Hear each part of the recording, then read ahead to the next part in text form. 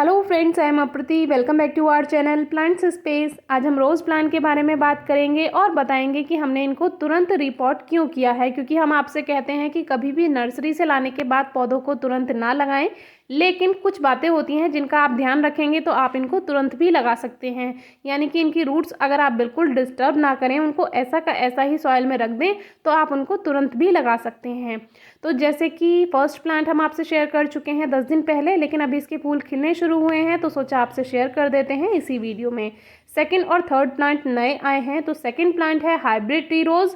जो कि hybrid T रोज़ होते हैं वो दो गुलाब को क्रॉस ब्रीडिंग करके तैयार किया जाता है। इसका कलर बहुत ही ज़्यादा खूबसूरत है, थोड़ा शरबती कलर है। और ये थर्ड जो है ये मिनिएचर रोज़ है। मिनिएचर रोज़ की भी डिफरेंट वैरायटी होती हैं, जिसमें कम पंखुड़ी वाला यानी कि कम पेटल्स वाला फ्लावर भी आता है, ज़्यादा पेटल्स वाला फ्लावर भी आता है। तो इसमें बहुत सारी कलियां आई हुई हैं। अगर आप ऐसा गुलाब चाहते हैं जो आपको लगातार फ्लावरिंग दे काफ़ी सारी हर मौसम में, तो आप मिनिएचर रोज़ ज़रूर ग्रो कीजिए। मिनिएचर रोज़ के बाद एक आता है मिनी फ्लोरा, जिसके बारे में अभी एक क्वेश्चन हमसे पूछा गया था कमेंट बॉक्स में।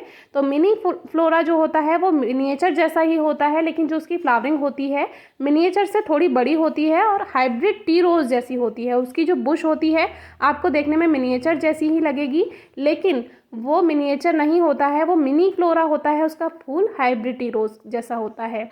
तो ये रेत में लगे हुए हैं, बालू मिट्टी में। ये जब बाहर से आते हैं तो राइस हस्क में, यानी कि जो चावल का छिलका होता है उसमें लगे हुए आते हैं, और फिर इनको बालू मिट्टी में लगा दिया जाता है नर्सरी में ही। तो इस तरह से ये नए पौधे तैयार करके हमको देते हैं। तो ये जो है ये पॉट में ही लगा हुआ आया था थर्ड प्लांट, और इसमें रेत में ही ये लगा हुआ है। नीचे हो सकता है इसमें राइस हस्क भी हो, जो कि जब हम इसको रिपोर्ट करेंगे तो आपसे शेयर ज़रूर करेंगे। तो हल्की नमी उसमें बना दी है क्योंकि रेत जल्दी सूख जाता है। तो जो हमें तुरंत रिपोर्ट करना पड़ा उसकी वजह ये है, इसमें बहुत ही ज़्यादा नमी हो रखी है, बहुत ज़्यादा उन्होंने वाटरिंग की हुई थी। तो अभी हमें इनको तुरंत मिट्टी में लगाना होगा, जिससे क्या होगा, सूखी हुई मिट्टी इसका जो ओवर मॉइस्चर है उसको एब्जॉर्ब कर लेगी। तो हमें वाटरिंग भी नहीं करनी होगी और बहुत आसानी से ये पौधे चल जाएंगे और मरेंगे भी नहीं।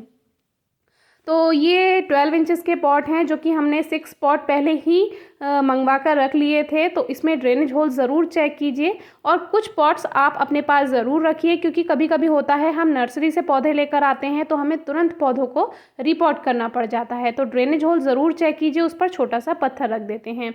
मिट्टी के लिए इसमें अगर आपके पास 60% सैंडी सॉइल है तो आप सैंडी सॉइल का यूज़ कीजिए, और 40% उसमें काउडंग या वर्मी कंपोस्ट या जो भी कंपोस्ट आपके पास है वो आप ले सकते हैं। और थोड़ा सा अगर सैंडी सॉइल नहीं है, रेतीली मिट्टी नहीं है, तो उसमें रेत मिलाइए। हमने रेत ऊपर से थोड़ा सा आपको दिखाया हुआ है, क्योंकि हमारी जो सॉइल है वो सैंडी सॉइल है, इसलिए हमने इसमें रेत नहीं ऐड किया है। तो जो कंस्ट्रक्शन वाला रेत होता है वही आप यूज़ कर सकते हैं, सैंड। तो इसमें मिक्सचर बनाकर हम अच्छे से इसको भर देते हैं। अब हम इसमें बोन मील भी ऐड करते हैं, लेकिन हम मिक्सचर में बोन मील नहीं ऐड कर रहे हैं, क्योंकि इसकी जो मिट्टी लगी हुई है इसमें क्या है, इसको ऐसा का ऐसा ही रखना है, तो इसमें तो पोषण रहेगा नहीं, क्योंकि हमने मिट्टी हटाई नहीं है। तो हम ऊपर से इसमें बोन मील लगभग 15 से 20 दिन के बाद ऐड कर देंगे 1 टेबल स्पून। तो वो उसमें बहुत अच्छे से वर्क करता है, क्योंकि वो स्लो रिलीज फर्टिलाइज़र होता है। तो इस तरह से जो साइड से पॉली बैग को कट कर देंगे हम, और देखिए कितना ओवर मॉइस्चर इसमें है, बिल्कुल रूट्स इसकी डिस्टर्ब नहीं की हैं, इसीलिए प्लांट पर कोई फ़र्क नहीं पड़ेगा।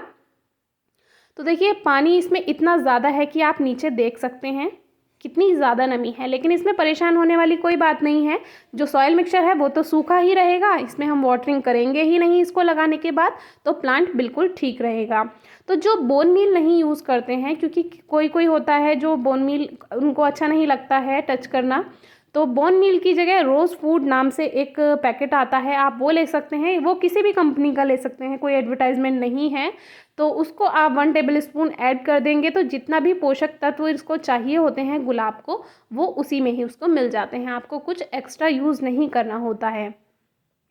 तो इस तरह से अच्छे से सॉइल से इसको कवर कर देते हैं, और इसको हल्के हाथों से थोड़ा प्रेस कर दीजिए। तो सेकंड को भी हम ऐसे ही करेंगे। सेकंड में इतनी ज़्यादा नमी नहीं है, लेकिन जब फर्स्ट प्लांट हमने रिपोर्ट किया है तो सेकंड को भी हम इसी तरह से रिपोर्ट कर देते हैं। ये हल्की सूखी हुई मिट्टी है, तो इसको बहुत आराम से निकालना है। तो देखिए नीचे की तरफ आपको राइस हस्क दिखाई देगी, यानी कि जो जिस में जो चावल का छिलका होता है उसमें ये लगे हुए आते हैं, उसको ऐसा कैसा ये रेत में लगा लेते हैं जिनसे इसको ये मर ना पाएँ और इनको पोषण मिलता रहे। जो राइस हस्क होता है वो स्लो रिलीज फर्टिलाइज़र का काम करता है, धीरे धीरे इसमें वो फर्टिलाइज़र का वर्क करता है, लेकिन इससे फंगस भी लग सकती है। तो इसमें कोई परेशानी की बात नहीं है। आप ओवर वाटरिंग प्लांट में बिल्कुल मत कीजिए, आपका प्लांट बिल्कुल ठीक रहेगा और ये धीरे धीरे गल जाएगा। और जब ये गल जाएगा तो ये बिल्कुल मिट्टी में मिल जाएगा और मिट्टी ही बन जाता है। तो इसे ऐसा का ऐसा हमने रखा हुआ है, रूट्स बिल्कुल नहीं डिस्टर्ब करेंगे क्योंकि अभी प्लांट नया है। और वैसे भी अक्टूबर से लेकर फरवरी तक अगर थोड़ी बहुत रूट्स डिस्टर्ब भी हो जाती हैं तो कोई फ़र्क नहीं पड़ता है प्लांट पर, क्योंकि ये रोज़ का ग्रोथ करने का समय होता है, तो इसमें कोई फ़र्क नहीं पड़ता है। एक बात का ध्यान रखिए, जब भी पॉट में आप इस तरह का प्लांट रखें तो उसको आप देख लीजिए कि ये प्लांट बिल्कुल ठीक हमने रखा हुआ है, यानी कि उसका जो लेवल है वो ज़रूर चेक कीजिए। दूसरी बात, इसको बिल्कुल सीधा लगाइए क्योंकि जहाँ आप सेट कर देंगे फिर वो उसी शेप में बढ़ता रहेगा। तो इसको बिल्कुल सेट रखिए और नीचे साइड साइड में मिट्टी पहले डालिए और तब इसको आप पूरा भर सकते हैं। एकदम अगर आप पूरा भर देंगे तो वो सही नहीं है। प्लांट अगर सही से सीधा नहीं रखा हुआ है तो वो वहीं वैसी ही शेप ले लेगा। तो इस तरह से ये वजह थी जो हमें इसको तुरंत रिपोर्ट करना पड़ गया है। दोनों ही प्लांट अच्छे हैं, हेल्दी हैं, बड़े हैं। अब बहुत से कमेंट्स आते हैं इसके प्राइस को लेकर। तो देखिए, सीज़न में जो गुलाब होता है, जो ज़्यादा ही कोई अच्छा गुलाब है, स्टैंडर्ड रोज़ है, तो वो आपको महंगा मिल सकता है, लेकिन जो एक प्राइस होता है वो 120 के आसपास आपको इजीली मिल जाता है। तो 120 के 80 टू 120 यानी कि 80 रुपये से लेकर 120 रुपये तक आपको कोई भी गुलाब आसानी से मिल जाता है। बाकी उसकी वैरायटी थोड़ी डिफरेंट है तो वो और ज़्यादा महंगा मिल सकता है। बाकी आपको कहीं कहीं पर क्या होता है, जो छोटे रोजेज़ होते हैं वो आपको 60 रुपीज़ में भी मिल जाते हैं, लेकिन हाइब्रिड रोज़ जो होता है वो आपको 80 टू 120 में ही मिलेगा। तो प्राइस को लेकर बहुत ज़्यादा कमेंट्स आते हैं, तो हम वीडियो के एंड में बताते हैं, लेकिन बहुत से लोग पूरी वीडियो नहीं देखते हैं तो वो फिर कमेंट बॉक्स में पूछते हैं। तो आप पूरी वीडियो देखिए, आपको एंड में ज़रूर उसका प्राइस का पता चलेगा। तो ये दोनों ही जो रोज़ हैं वो 120 के बोले थे, लेकिन ये हमें 100 रुपीज़ में मिल गए हैं, जो कि बिल्कुल सही प्राइस है। 80 रुपीज़ में भी ले सकते हैं आप इसको, 80 रुपीज़ भी इनका सही प्राइस है। तो इस पर और भी कलियाँ आ रही हैं, तो थोड़ी सी देखभाल में ये दोबारा से हमें और भी ज़्यादा फूल देने के लिए तैयार हो जाएगा। प्लांट हेल्दी है, इसीलिए 100 रुपीज़ कोई बुरे नहीं हैं इनके लिए।